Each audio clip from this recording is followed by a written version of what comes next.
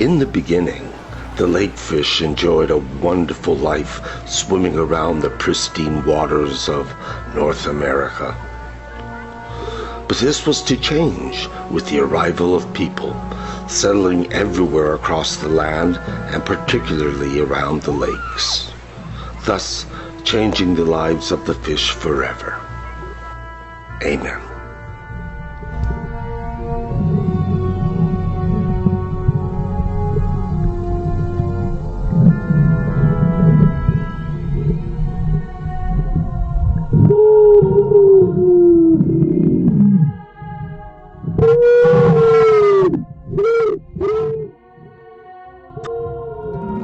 Hello there. Welcome to my Fishy Friends. Now, I've been friends with the wild fish in a few of the lakes in the Laurentians for the last 10 years. And I have a collection of smallmouth bass and sunfish who are all just tremendously friendly, and they swim with me and I feed them, and it's just quite a marvelous relationship. And a whole number of people found out about it, and some people were so bold as to say that they were going to catch those fish and eat them. So on certain days, one couldn't help but worry that they might have been caught, and that would be the end of the relationship. But I had a good friend there who was every day at the beach like we were. Hello, Algis. It's amazing that you've been coming here for years to see your friends, the fish. They wait for you all winter, and in springtime you call them, they show up, you cuddle them, you pet them, you give them love. You can even hold them in your hands, so it's quite incredible that, and it's a great lesson for the people around here to realize that we're in communion with nature, and that nature is a part of us and we're a part of nature too. So I really admire everything you do. Bless you, Algis, for the fish. Thank you so much. Bye bye. Beautiful.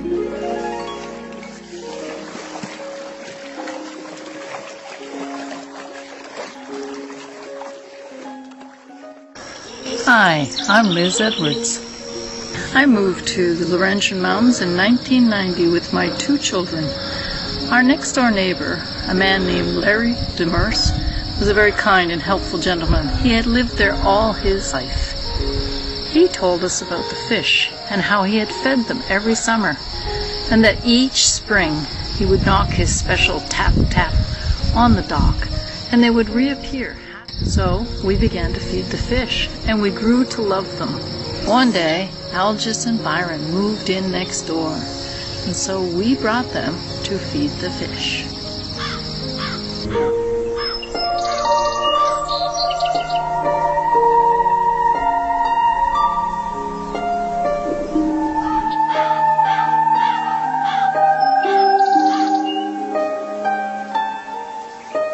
This video is dedicated to my partner, Byron Ayanoglu, who was a real aquatic. He was the #1 swimmer, no matter where we traveled to. And people would say you could set your clock by his swimming. It's because of him and several years in the Laurentians, around St. Adele, Val David, and St. Agathe, I became friends with the local fish, which were primarily smallmouth bass and sunfish, besides the horrifying catfish. And it's these fish that became our only children, and this is their story.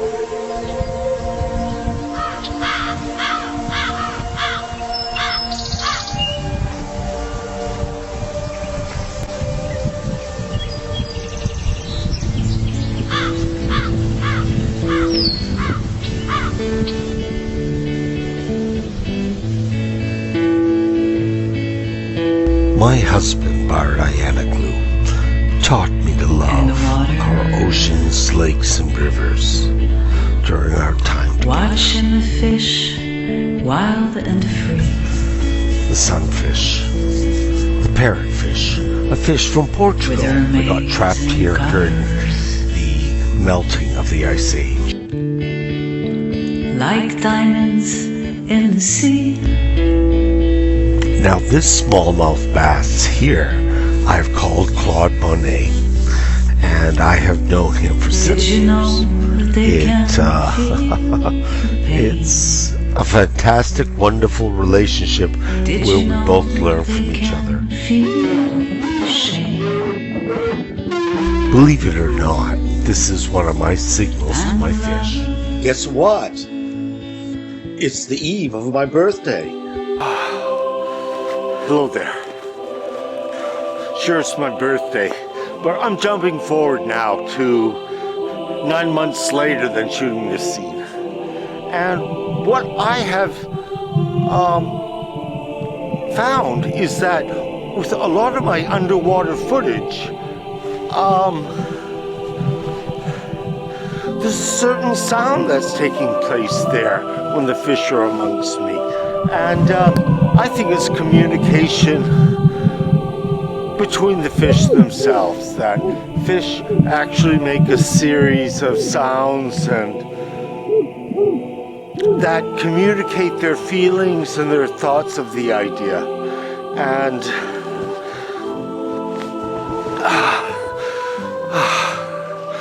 you know, I think this is a relevant piece of information to the fish, that nobody understands. Fish can communicate and have feelings and understand a lot more things than we give them credit for, and therefore we should be a lot kinder to them and friendlier. And with that said, you know, I hope the best for the sunfish, because it's these fish that I first encountered these sounds when I became friends with them at the start, and it just continued as I watched the footage, this strange sound in the underwater camera, and now I do suspect there is communication between fish with a series of sounds and pulses and whatever, and I find that pretty amazing.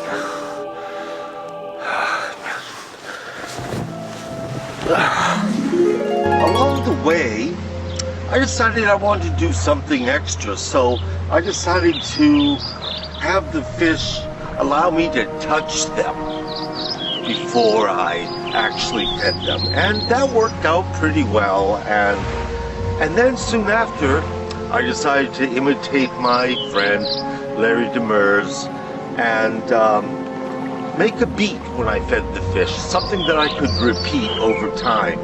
And that beat was the hockey beat, which was dun dun dun dun dun dun dun dun dun dun dun dun dun. So I did that, and I didn't think much of it, but I did it for a couple of summers, and then I moved back to Montreal and didn't go much up to the Laurentians for about 5 years, until some friends came and wanted to visit the area. So we went up there and went back to where Larry used to live, and I thought, you know, I told them I used to be friends with the wild fish here, and they didn't quite believe me, but I decided for, again, the halibut, that I would bang some rocks together in that manner, which I had, and see what happened. And miraculously, within a couple minutes, 2 bass about this size showed up and immediately caught eyes with me. And I couldn't believe it. You know, fish have a 5-year memory. So it started me off doing something with fish all over the world and in a variety of places. And I just think that's such a good thing.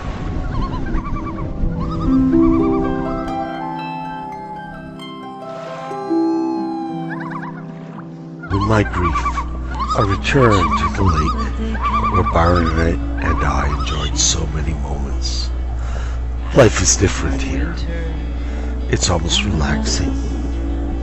One searches for answers, but the answers are too plentiful.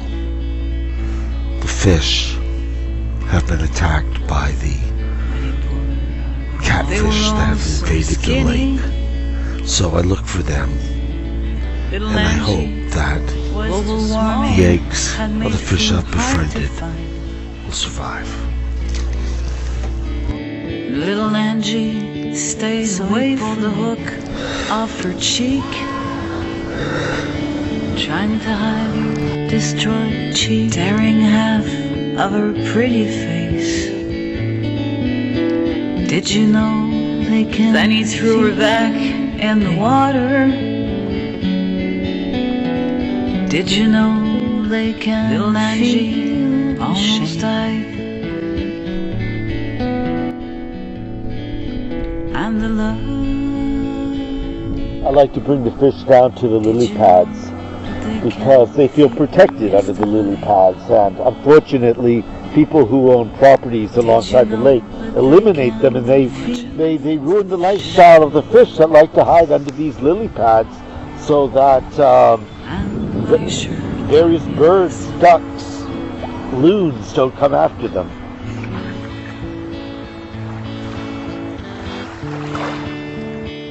Even if you're tiny and small, you might have the greatest heart of all. All of life comes from the water. There are water gods everywhere, You can from India to Thailand to Middle East, Northern Ireland to South America, to even here among our natives. Signs of waves and fish can be found. and the love.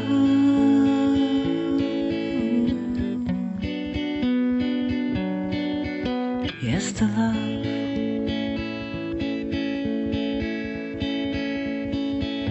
From watching my friends to fish, they sure taught me a lesson.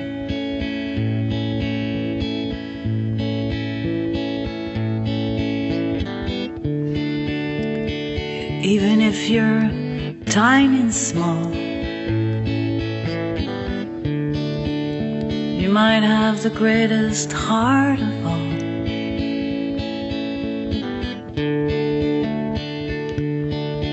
You can feel,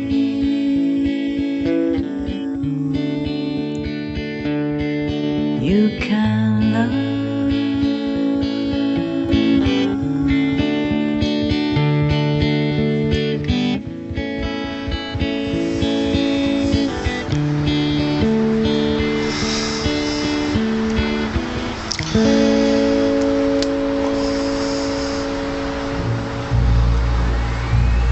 When you're underwater in a lake trying to take pictures of fish, you're not allowed to touch anything.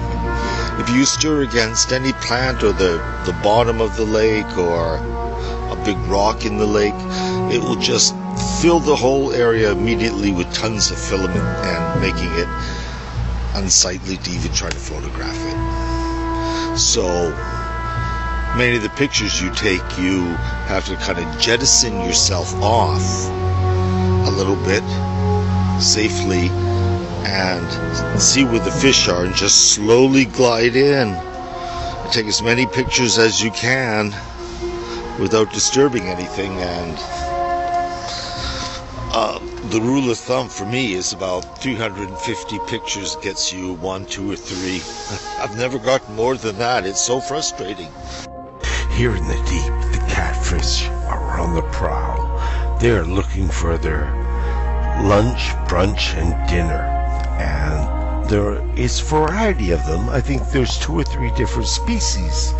And they are formidable predators.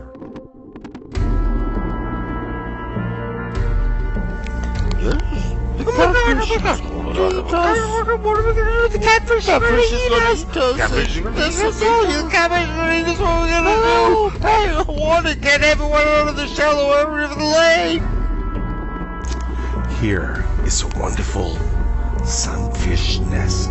This is where they lay their eggs, and they are configured in a manner that all others copy. A lot of gray rocks and a few white rocks. Now this whole story would have never occurred if it wasn't for Liz Edwards, who's going here to make her homage to the lake. She taught me how to feed fish, and I just expanded it from there.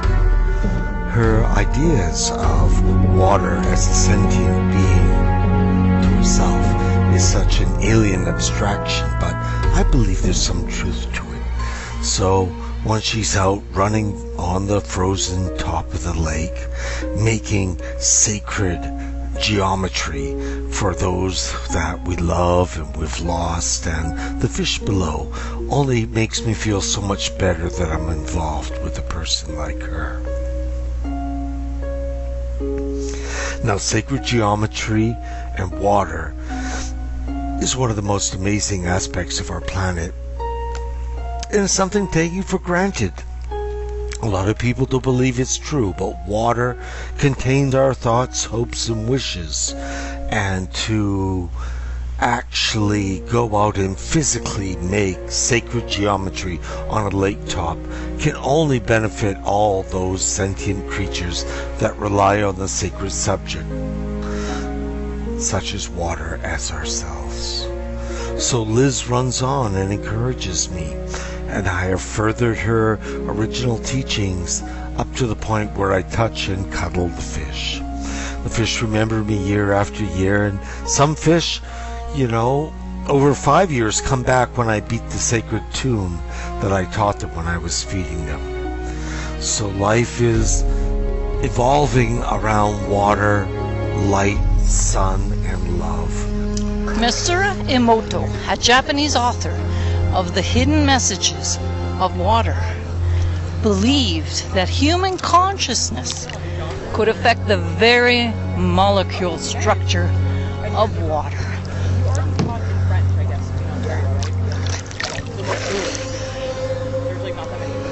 He treated different waters once. I can't hear myself because my water. He did experiments where water was treated badly, roughly, shouted at, spat on, and other water was treated lovingly, kindly, blown kisses to. Then he froze this water. When he compared the ice crystals, he found that the good water, the water treated lovingly, was exquisite formations, beautiful to look at. And the sad, badly treated, abused water was fractured and broken and ugly. He believed that water remembered and could pass these good and bad feelings on to us. What better way to get to know water than to be friends with the very living beings in the water, the fish that I fed and swam with. One day, my children became quite ill with a terrible cough, left them pale and gasping. Desperate to bring their fevers down, I got them to bathe in the water of the lake, where the fish swam. They recovered remarkably. By the end of the day, they no longer coughed. After that, I knew when they were ill to ask them to bathe in the lake. And when it was too cold, I collected water where the fish swam, and they drank it and recovered rapidly. Fish are involved in today's society through the pet industry, the recreational fishing industry, and fish farming. Fish are also essential to the oceans, lakes, and river ecosystems that we all as humans depend on. While fish are often thought to lack intelligence and emotional capability, they are in fact sentient creatures, meaning they have feelings and can experience both positive and negative emotions. That's wonderful.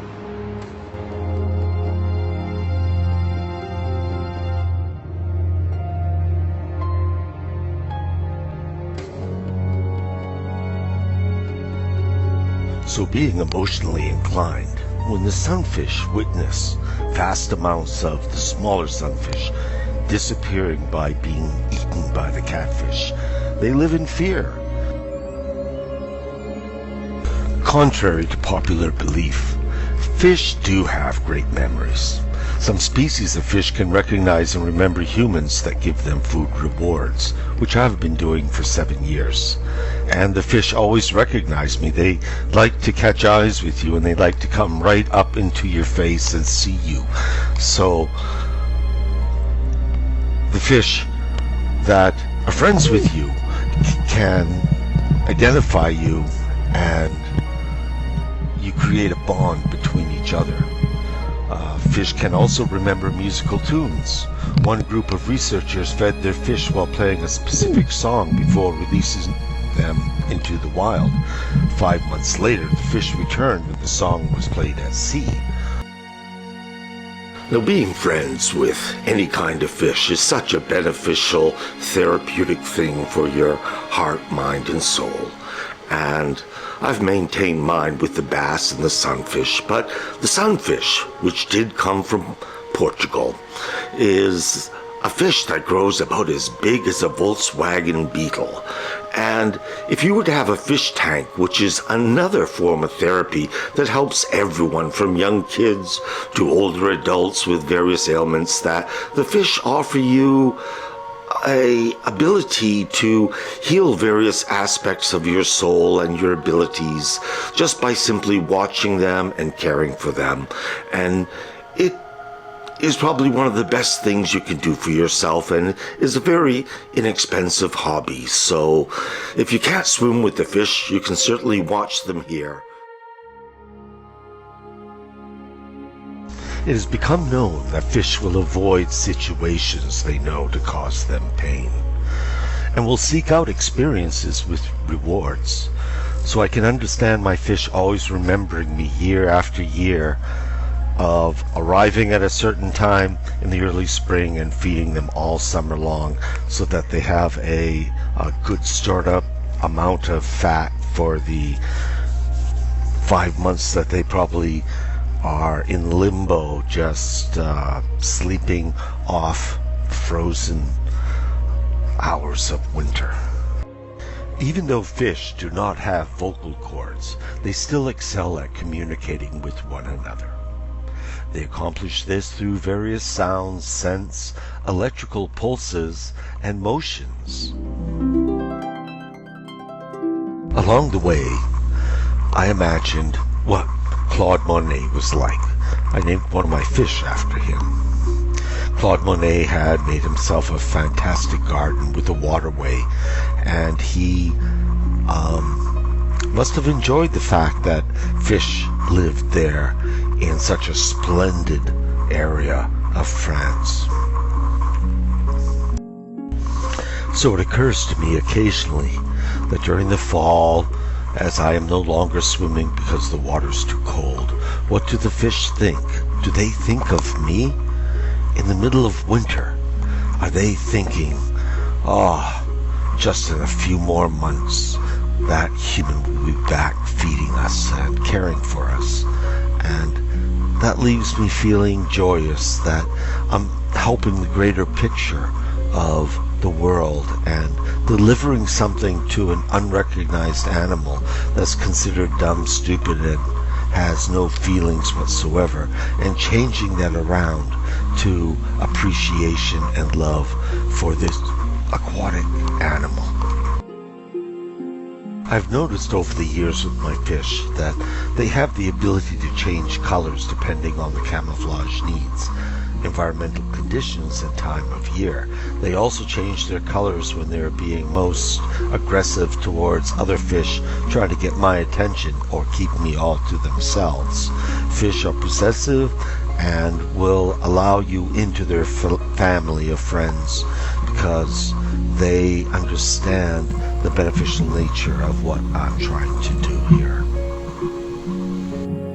So I make an imaginary situation in which Monet is painting fish in his beautiful garden in Giverny, and that he's looking at these images of fish he's painted, and that it expands both his understanding and appreciation for aquatic life, but at the same time, the necessity for being beneficial to another animal that has so few rights here on this planet.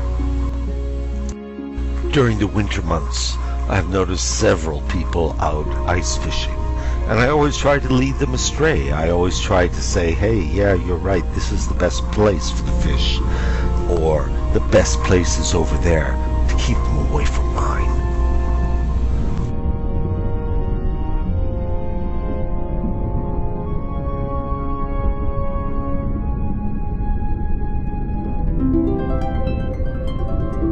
Much of this movie is because of my lover, who was a real aquatic gentleman, a man who loved all bodies of water.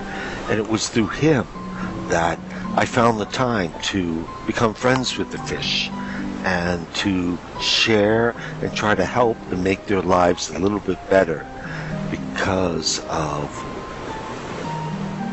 one movie from Star Trek where they saved the whales. So I figured this could happen with small fish as well.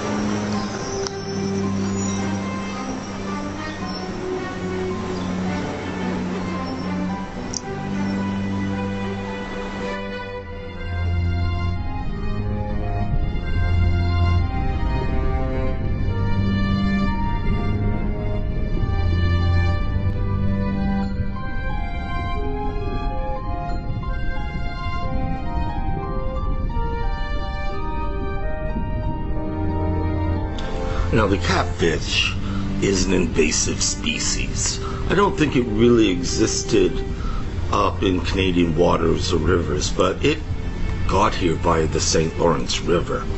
And from there it branched out to the other rivers, and eventually it came up the North River.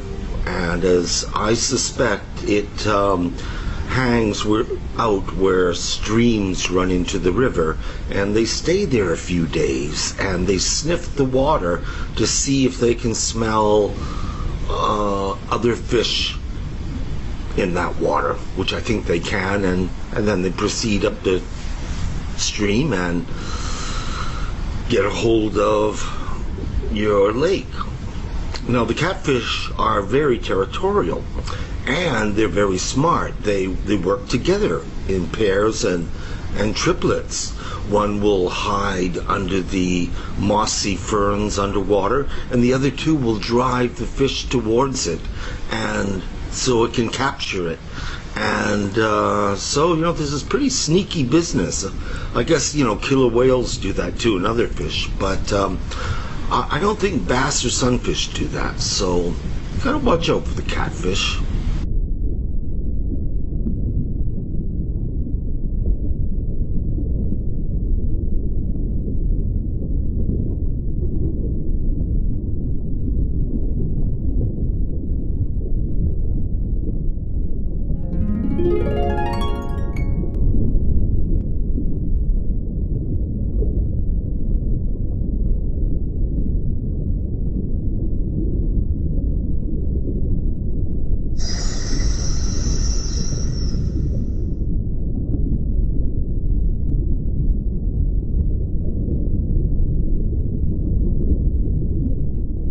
I usually don't come this time in the morning, but today I'm coming early to see if my fish are waiting. One of the very interesting stories in ancient philosophy comes from the country Greece. And this story pertains to that once upon a time, the most prestigious thing you could bring to someone you were trying to impress was to bring an eel. Now, the eel was considered special because it could both live on land and in the water. And if you were to bring a gift to someone, the most awesome thing was bringing an eel for them to eat. Now, it was considered, a big delicacy, and the Japanese eat it as well. Now, is eel a fish? Not really, but it's in between fish and A snake, I suppose, but who would have thought that? Eel was once the most prestigious food to give to someone. And one bright summer day, little Nicky went fishing. It is often said that the best way to learn something is to teach a man to fish. In other words, it's better to learn how to do something so that you can do it again in the future, rather than simply having someone else do it for you. Hi, I'm Danny Cote. I'm a fisherman by passion. I've been fishing since I was about 5 years old. It's not true that the barbels are electrified. What it does is the barbels only act like radars. So they detect the food in the mud and the bottom of the lakes. To catch them with your hands or your feet, what you do is it's called noodling. You put your hand in the hole and they're going to bite you. So if you do noodling with the barbu, be careful because they can pull you in the hole and you're going to drown. If your head is in the water when she bites you, it's dangerous. Don't do this alone. You got to do this in a teamwork so somebody can pull you out too, you know. Although I've been feeding my fish a variety of things, in the beginning 25 years ago I was just feeding them corn and spring peas. Now I've evolved to feeding them chicken wieners, chicken hot dogs, you know, the least amount of fat and salt, and it gives them protein so that they're able to repair their bodies at a time when there isn't a superfluous amount of insects to be eaten, and fill that aspect of their food chain and life sustenance. I bring my fish out to the setting sun, which is now that far from the beach. But for the most part, most of my fish are here right underneath me. I haven't fed them in 3 days because it's been too cold. But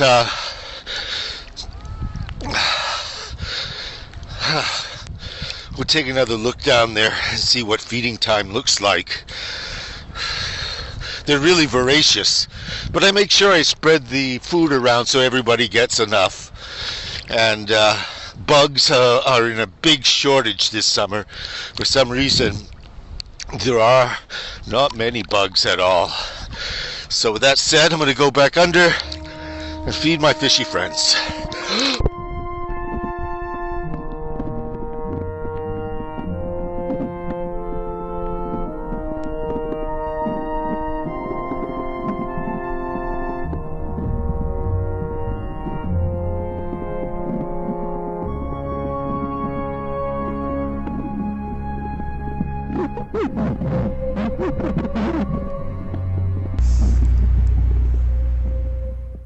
Upon feeding them, it's just marvelous to see how they all compete to get the most of a unexpected treat from a human, of all people.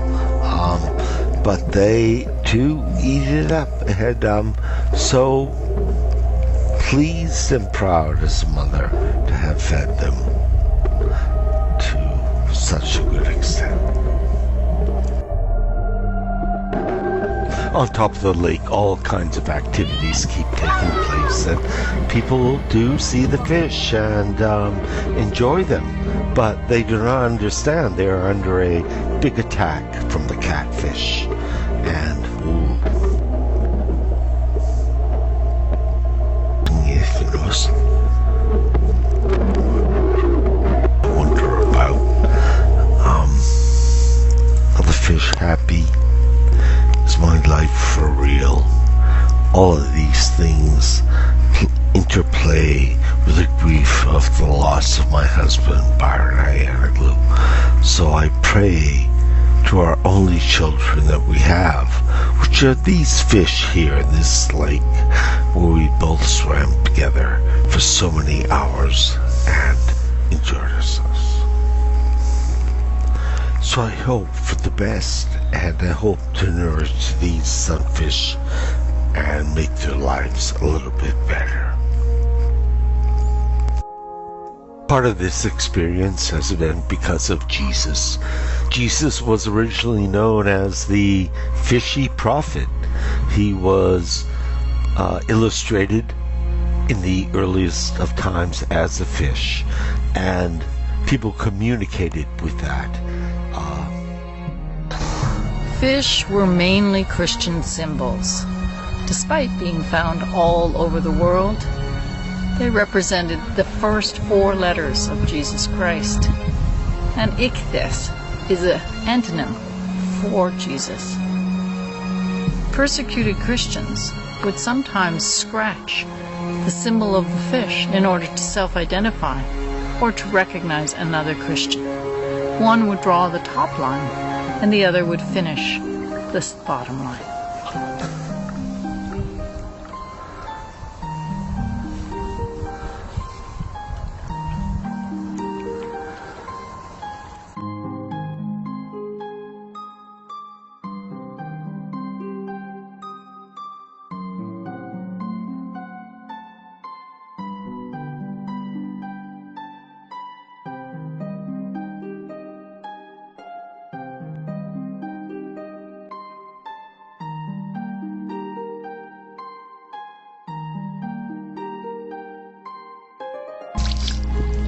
You see, what happens here is that most of the fish that exist here in Lac Round have been bought by the city from a few companies that grow fish to sell to townships for their lake. So anyways, these townships grow a variety of fish, trout, bass, and they sell them to the cities, the towns, so they can stock their lake with these fish.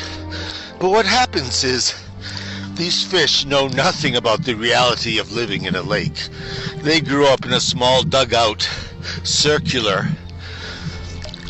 trench, and have been fed daily. And there's nothing to question about a life like that. There's no rock formations underwater or plants. So when they get dumped into a lake like this, they just freak out. They don't know what to do. Where's the food? What do you eat? I mean, it's really a pitiful, horrific scenario for the fish themselves. So I spot them and get them to join my club, and I feed them. I primarily was feeding the sunfish to get them big enough so the catfish could not eat them, because the catfish is primarily the diet of the catfish is the sunfish, and that is the blue catfish and the channel catfish that are plentiful all over North America. But it's a pretty scary situation to be let off into this foreign place with other fish that you don't know of, and plants and rocks and people. Because the sunfish is primarily the diet of the catfish, I've noticed over the last several years that the brightly colored, tropical-looking sunfish is changing colors. I think somehow they understand that their brilliant hues are what's causing them to be seen so easily by the catfish and eaten. I've seen whole coves of small sunfish completely devoid of sunfish because the catfish is so formidable. So I see the style and manner of the sunfish has changed. The colors have changed, and they tend to be hanging out in deeper water where the catfish does not hang out.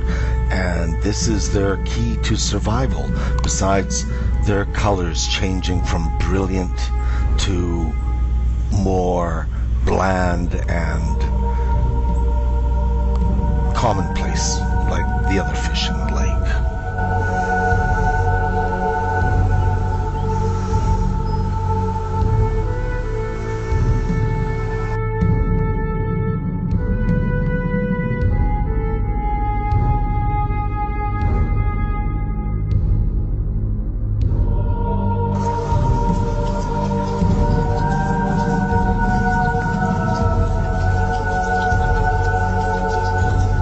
This is Lac Round.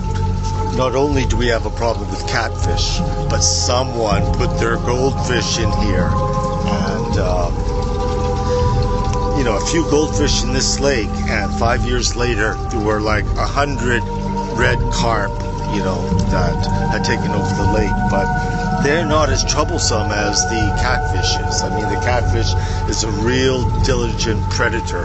And it not only hunts during the day, but it also hunts during the night.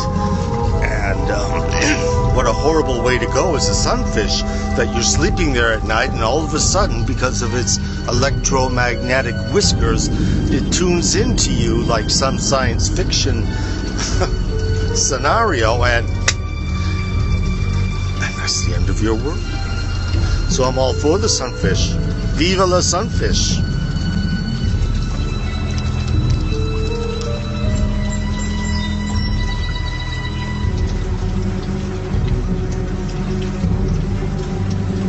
After this film was made, I still went out and shot some footage to make it better. And I went out without my stereotypical purple or yellow swim shirt. And on those days, the fish bit my nipples, bit my earlobes, the ends of my fingers and toes that looked like little bits of chicken wiener. Oh my.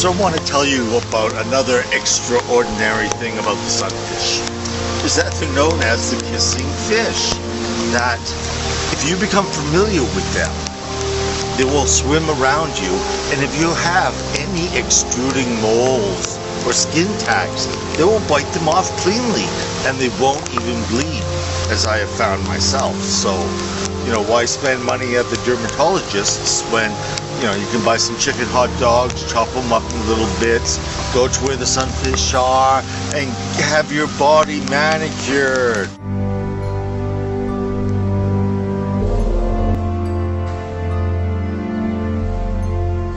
Over the years, I've noticed a lot of problems with the fish and their complexions. I've noticed there's a lot of sores and what looks like malignant growths and things like that, and it's primarily because of us. I mean, we put toxic things on our gardens, and our houses leak into the ecosystem with its sewage.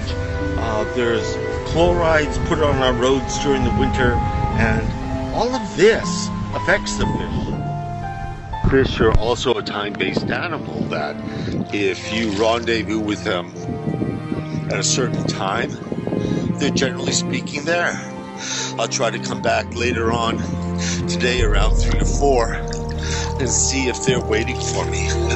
That will give me a little more conclusive evidence to their time-based lives like ours. Imagine that. In life, there's something called the fish philosophy. And the fish philosophy is to make your life better. One of them is starting your day with the right attitude. Then it's about making someone's day. Trying to make someone's day. It's also about being there for others. And the final one is combining all these things together. And the final aspect of the fish philosophy is play. You should play and have a good time. Life is short, and life is so much better if you practice it.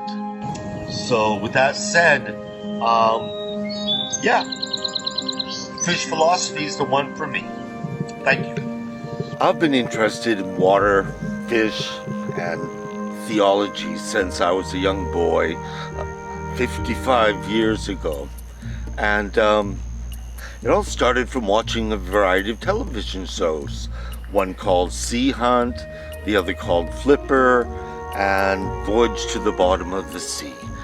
And so we had a cottage on the side of a lake, and all us children would go swimming, but my younger brother Mark always excelled, swam faster, deeper, and I was a little bit jealous of that. No matter how hard I tried, I could never outdo my brother Mark when it came to swimming. Eventually I discovered that my brother Mark had webbed feet, which aided him and made him so prolific in the water. And it was just amazing. I didn't think so much about it at that time, but later when I was discovered that Jesus could walk on water, I thought my brother Mark could walk on water too if he actually tried. He was so good. And then later, when I discovered in Greek mythology the various fish gods and lake gods, water gods, I thought to myself, maybe Mark had some of that divine luck and was blessed and was even a little bit in their league. May he always rest in peace.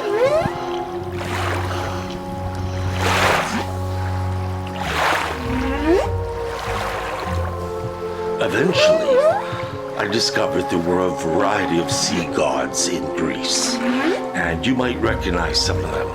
Poseidon, Aphrodite, Triton. Quite amazing, the collection of their sea gods. So having discovered these water gods from Greece, it always made me wonder, was my brother Mark somehow connected to them? And was he truly a special person? Larry believed he'd been reincarnated. He believed in reincarnation. He had had a past life in Egypt and knew so much about all the Egyptian gods and the mystic principles behind their belief system. He also knew about the fish god, Dagon. So, the Hebrew word for fish is dag-dag, which might have been the foundation of Dagon's name. He was seen as a half of a man and a half of a fish. The priests of the Dagon used to wear a hat that resembled the open mouth of the fish, and to this day, that is what the Pope's hat looks like, an open mouth of a fish. So this is how the impact of Dagon influenced all of us and all of our higher religions. 3 goddesses of the earth, who send a loving grace and benevolence towards what might be considered the mind of the planet, which is water, an alien substance that came here from outer space, yet everything pertaining to life relies on it.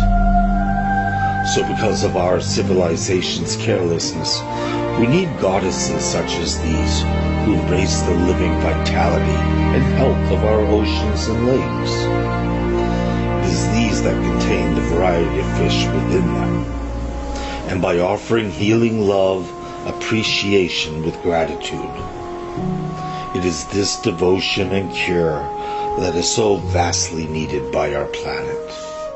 Now, of course, we should stop fishing and let our oceans heal themselves and all of the life within. This is because the fish are very much like the components of our blood. Without the fish in our oceans, they are only barely alive. Therefore, we must develop ourselves to be appreciative of the fact that this is a major gift from the universe. So to have a planet with such a major resource, that we should all prioritize this. Perhaps we should develop one sacred rule on the planet Earth, that thou shalt not contaminate fresh water, salty or fresh. Amen. Hello guys, my name is Sebastian, Guévin Francoeur. I'm fresh from Montreal and I lived in the mountains, Laurentides, Quebec, Canada, all my life. And I've traveled a lot in the world, and what I can say about fish is that, well, for my own self, I think that fish is the food of the gods. When you go to places where they fish since so many 100 years ago, well, like Spain or whatever in the world, because fishes are fished all around the world since so long. And I think that we should really take care of this world of the oceans, because I think it's a food that can just bring us peace and comfort in our own body. So I will just say to you guys, take care of fish in the world, and appreciate every time you eat some fish or whatever product come from the fish, because it's very important in this world. And I think it will always be. It's like a value for eternity, kind of. So taking care of all, peace, take care. Hey, thank you. Because we seem to be in another extinction period, I've included this talk by my partner Byron, who talks about Atlantis. Because what befell them is certainly going to happen to many of us due to global warming and the melting of the glaciers.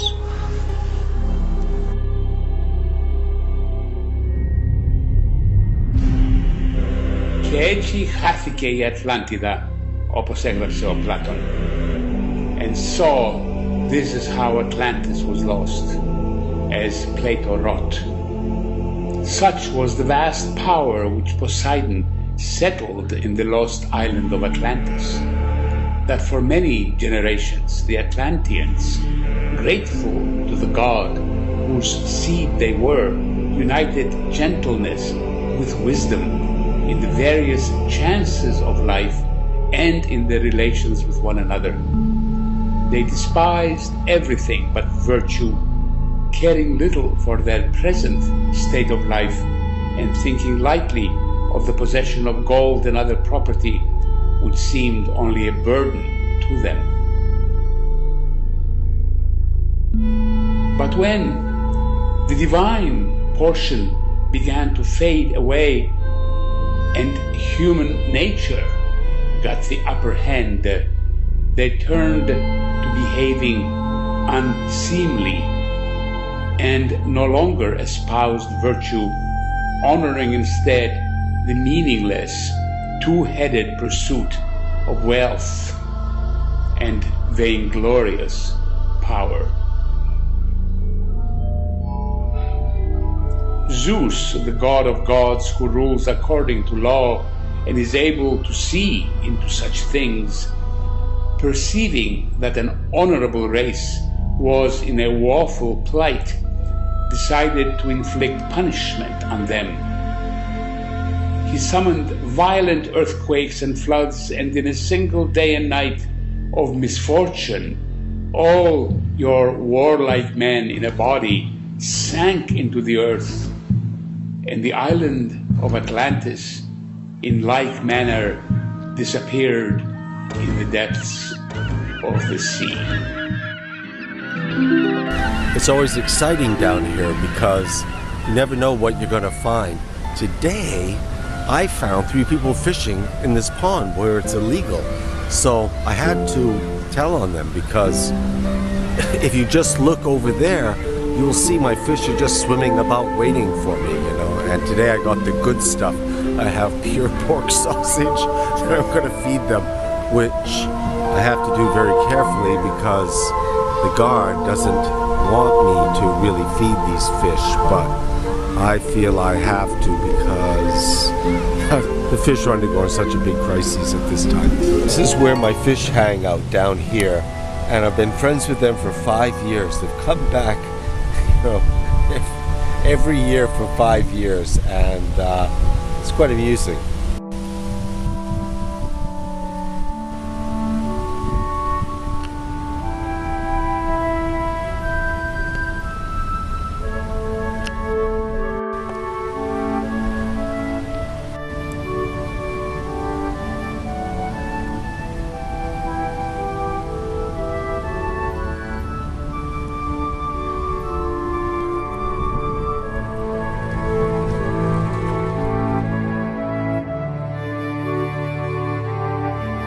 the bigger fish want to compete with the smaller fish for the food, meaning the more I let them touch them, the more sausage they get.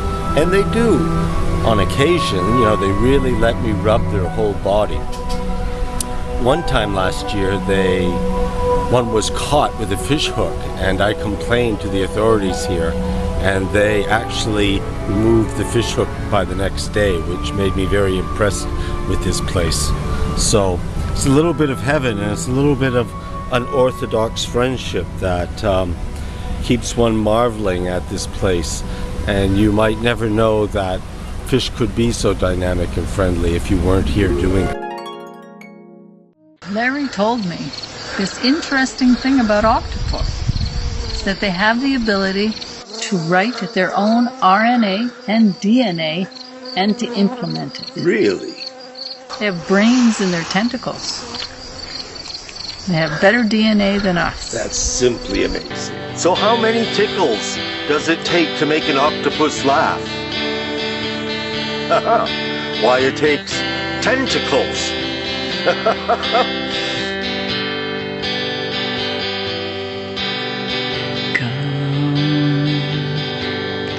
With me,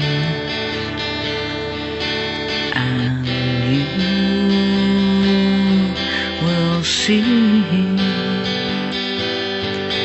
where I have been in my head and in my dreams. All the lakes and rivers I swam into, all the oceans where life took me to,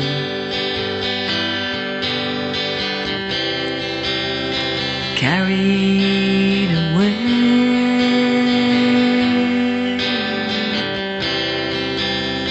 dancing in the waves. Close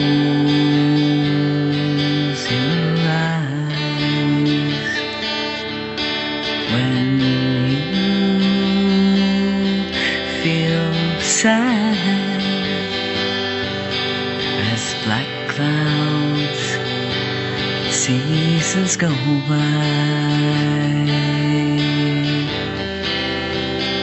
and the sun will shine again.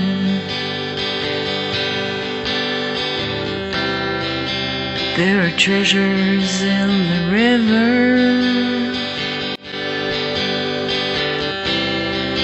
as the fish are changing colors, carried away,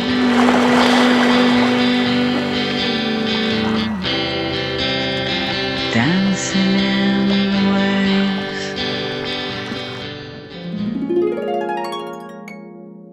Well, I did it. I arrived at 7, and most of my fish were there. I had about 25 sunfish and 4 smallmouth bass, and they're always waiting for me, and I love them. And I am hoping that as they swim around me, they shed an electromagnetic corrective field on my body.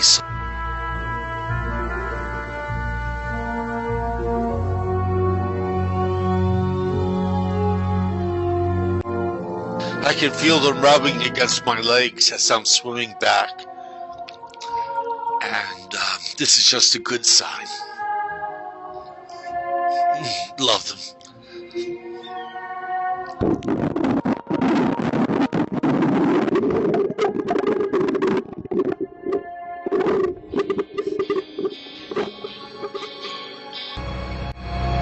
Oh my. The other day I was feeding my fish. And I know the catfish follow me. They know what I'm up to. And I was feeding my fish, and I feel this bite on my leg, and I think, what the heck is that? And when I looked down, it was the catfish. Now, I don't know if that's a warning from it, but as my neighbor tells me, catfish are very territorial. And that must be it. This is their feeding ground now, and they know to follow me. And because wherever I go, food is there, the sunfish for them. So, one has to be so careful being friends with wild fish.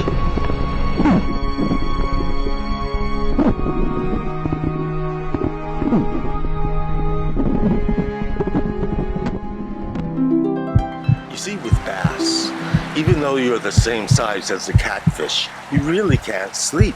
Because if the catfish comes from behind and destroys your tail and you have no ability to move forward, you'll be laying there at the bottom of the lake while they slowly come and eat you alive.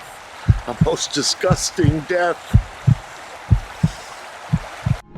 When I'm swimming in the lake, I encounter other swimmers who stumble upon me and my fish, and I see how they interact. They, generally speaking, are curious, but they're not as friendly as they are with me because we look so drastically different. So they come back. But if the swimmer stays there for a while and there's not much more reception or interest in them, they do swim back over as they swim away, which I think is a bon voyage. Fish have the ability to give you a bon voyage. So guess what? Today I'm feeding my fish cherries. Yeah, you heard that right. I'm going to give them chopped up cherry. Have it here in my chest, and we'll see what they think of that. That's rather exciting for me.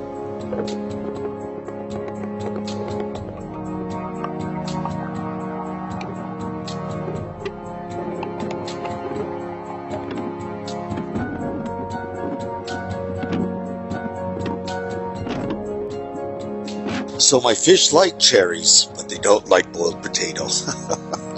Which is a shame because that would be real economical to feed them, but there isn't much protein in potatoes, so I will still continue with my chicken wieners. Now, while I'm recording this, the fish are biting on my derriere. They can probably smell the chicken wieners in my back pocket, and they are hungry for them, let me tell you. The thing is, fish are sentient beings. They have feelings, they have relationships, they have memories, and they're scaredy cats. Anything they don't understand, they just keep away from it. But with humans, another bond occurs, and nobody's, actually done it but a few favorable people on the planet that have made friendships with fish, belugas, and a variety of others. But another little point I would like to make is that I'm swimming with the fish so that they correct my electrical frequencies in my body. Now, this discovery came after the Cold War, when the Russians had a whole bunch of dolphins that they were training to put landmines on submarines. Now, with the Cold War over, people used to go swimming with those dolphins and find all kinds of miraculous healing properties of swimming with the dolphin. And the dolphin also is an animal that's very high in intelligence and has a vocabulary of about 50 sounds, besides also using morphic resonance. I heard something funny the other day. A person said they thought fish ate seaweed in order to get high. No, of course, I don't want anyone eating my fish, but 3,500 years ago in Egypt, they knew that the omega-3 fats in fish enhance their pineal gland, which is the third eye of the human being, that which enables you to have religious experiences and knowledge outside the mainstream.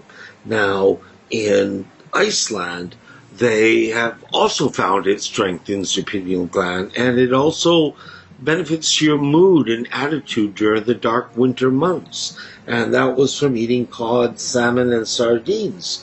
So fish is a major food resource, but it's something we have totally abused, and let's just pray it never runs out. So though Dagon lived 2,500 years ago, Imagine he had an offspring, and who could his offspring be? Who would be an amphibious man but Jesus? Jesus, who was known to have webbed feet. And maybe that's why he rode a donkey into the town, because his legs were weak. And maybe that is why he told the disciples to teach a man to fish, so that he would fish forever. And perhaps when he walked on the water, he was walking on the water as a dolphin does. Aspect of all this is that the fish are totally aware that the food is in the plastic bag. And they get excited and actually go into a frenzy once the appearance of the plastic bag is there. Then some of the smarter fish, are really smart, Alex, and they try to rip it open and shed the ingredients so I can't distribute it so evenly, so everyone has a chance to feed. Recently, I was away from here for 5 days because the lake was shut down, and my biggest 2 bass are not here today, so I hope someone did not find out and fish those. And I'm glad that I'm here to feed them protein so he can heal. So otherwise, I'm cold, and I should go back under and finish doing this, and hope for the best. Now, regardless of my difficulties with the catfish, upon researching them, I found out in Japan there was a giant catfish called the namazu that lived in the caves underneath Japan. And they discovered that several hours before an earthquake occurred, the catfish became very agitated and predicted the earthquake 80% of the time.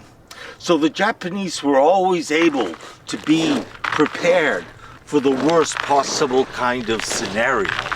So with that said, let's hear it for the giant catfish of Japan.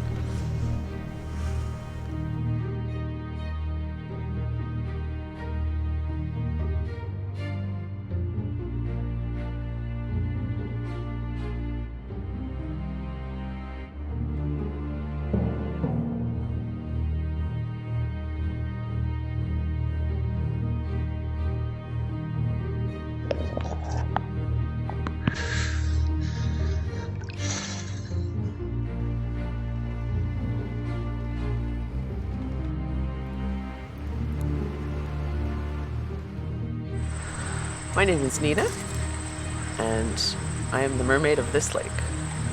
In Ukrainian, we call that a rusalka. So I'm the rusalka of this lake. Right, Eddie? Yep.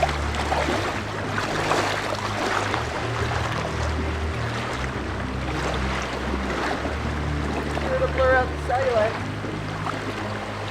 Very long time ago, when I was a little girl, my father went sailing. He liked to go sailing, and he was gone a long time, and a storm blew in, and I was very concerned, and I wished at that point that I was a mermaid, because then I could dive into the water and go and find him and do what mermaids do, which is, save sailors and guide them from trouble. And so I always remember a story that my grandmother told me about how in the Ukraine, the word for mermaid is rusalka, and that means mermaid, but it's the same word in Russian, but in Russian, it's a very evil creature, like a lake witch that comes out and does trouble and, leads the sailors astray and leaves them for dead. So I prefer to be the Ukrainian mermaid. And from that day on, I just always wished that I could be reincarnated one day as a mermaid so that I could do all those things and help the people and be a good rusalka and have a tail. I would love a tail so I could swim faster.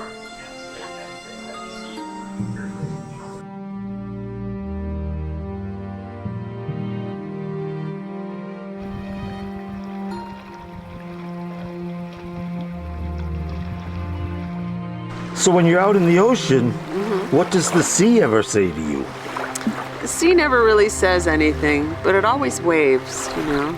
So I appreciate that. So tell me, how do mermaids send messages? Well, I know it's old-fashioned, but I still use sea mail. Where do mermaids keep their money? Well, I keep mine at the local riverbank. It's safe. All the trout go there. What kind of phone does a mermaid use? Well, it's a shell phone.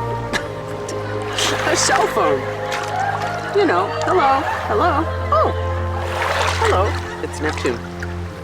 What does a mermaid really not want to find at the end of the night or a long night? Semen.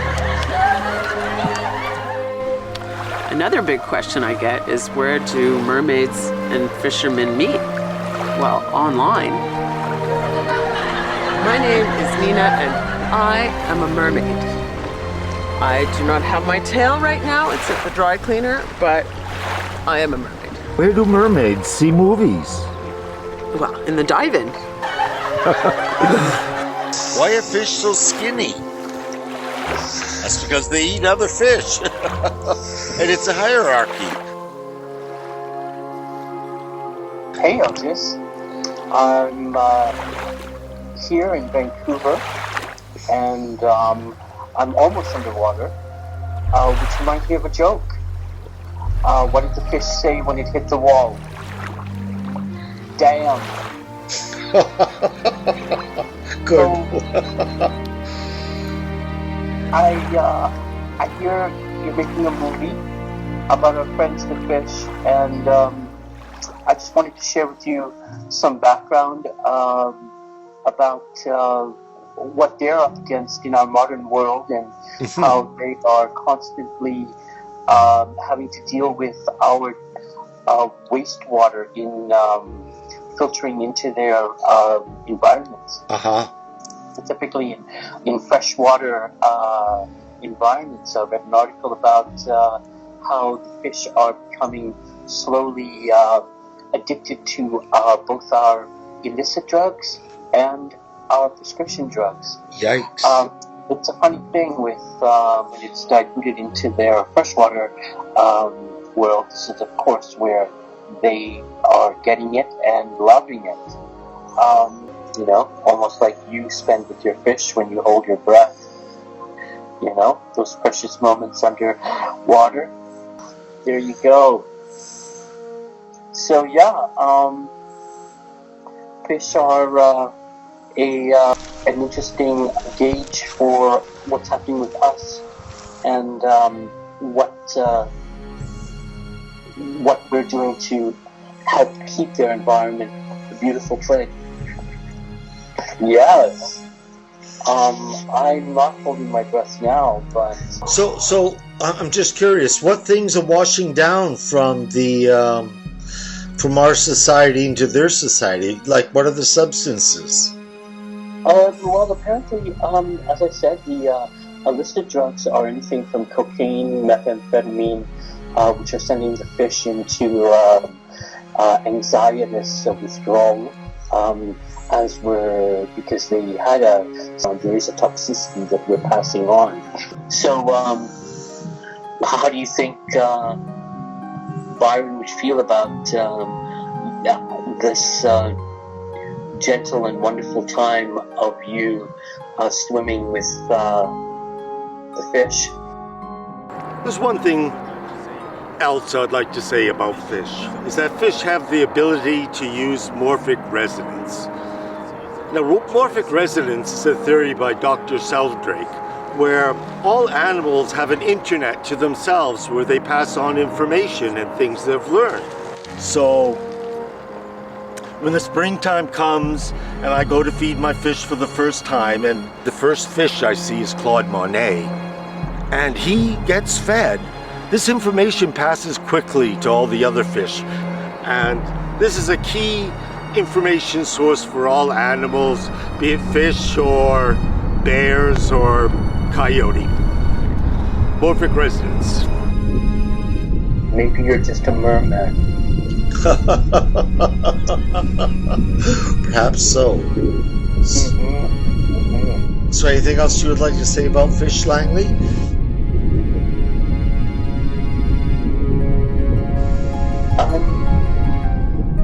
Just that the Vietnamese believe that if you're going to eat a fish, the best part to eat is the tail, because that's where all the energy is. It's the thrust of everything that is fish. Wow. Okay. Well, thank you for that. So with that said...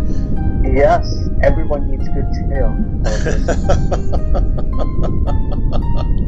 Alrighty. So thank you for that, Langley. Yeah, yes. Let me just get to the surface and thank you. Hold on.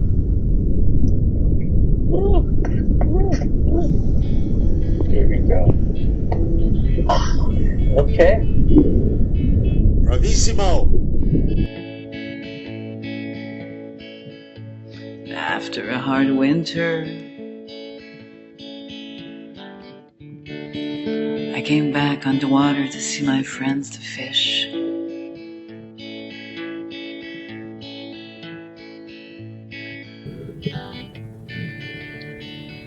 They were all so skinny. Global warming had made food hard to find. Little Angie stayed away from me, trying to hide her destroyed cheek.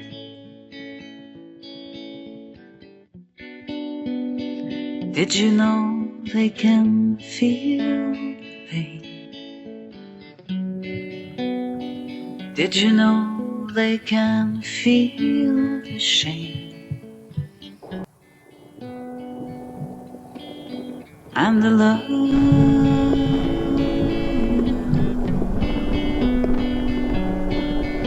Yes, the love.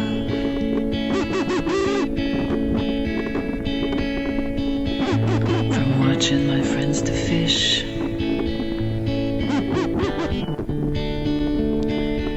they sure taught me a lesson.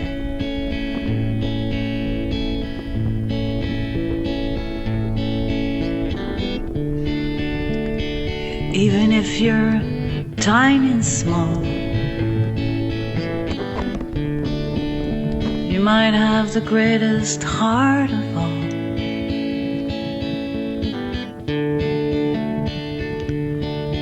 You can feel,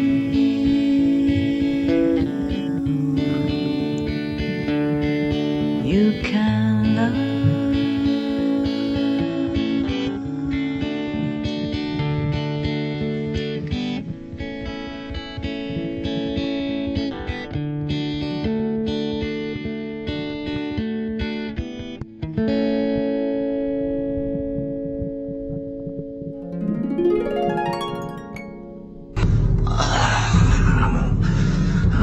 Always need to feed. I must eat or I get an upset stomach, you see. See my precious meal, the sunfish. Oh, I'll get you if not today, then tonight, when you can't see me coming. I'll find out where you're resting, even though some people say, why did the catfish have trouble sleeping? It was because the bass next door was too loud. Warning the sunfish I was coming. Well, I'll get you too one day when I'm big enough.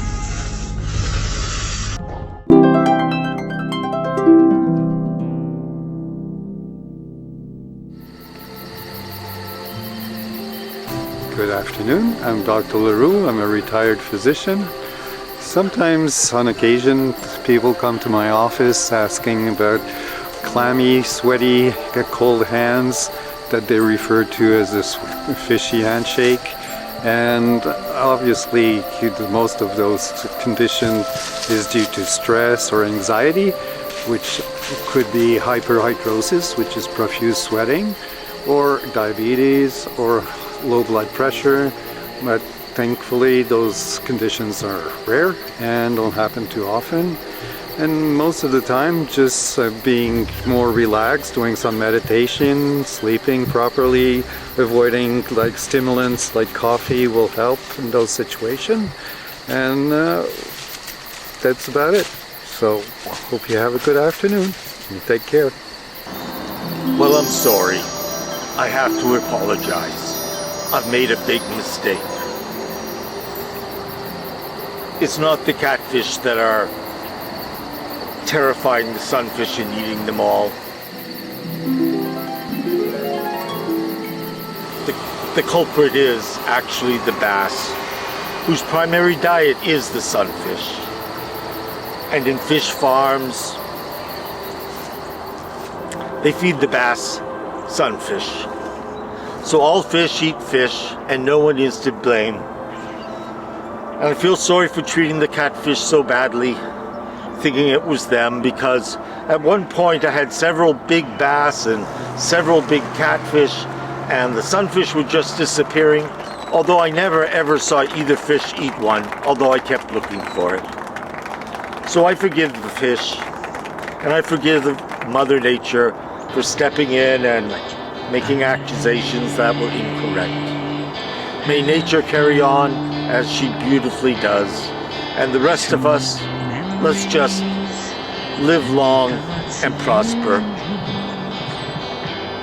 and use the fish philosophy.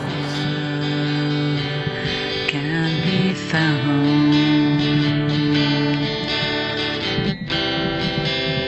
in all the species that surround you, in all the lakes and rivers you'll swim into, all the oceans where life will take you to. Well, all things change with time. People come and go, and so do the animals. Unfortunately, this year I suspect Claude Monet, Aphrodite, and Cleopatra have been caught and probably consumed. The catfish has taken over. The catfish attacks me and bites me, tells me it's his territory. Claude Monet, Aphrodite, and Cleopatra are no longer swimming with me after feeding time back to the beach. Oh. So may all these fish rest in peace, and my two other great fish, my dear husband Byron Ayanoglu, and my good buddy pal Pierre. May they all enjoy excellent days in heaven.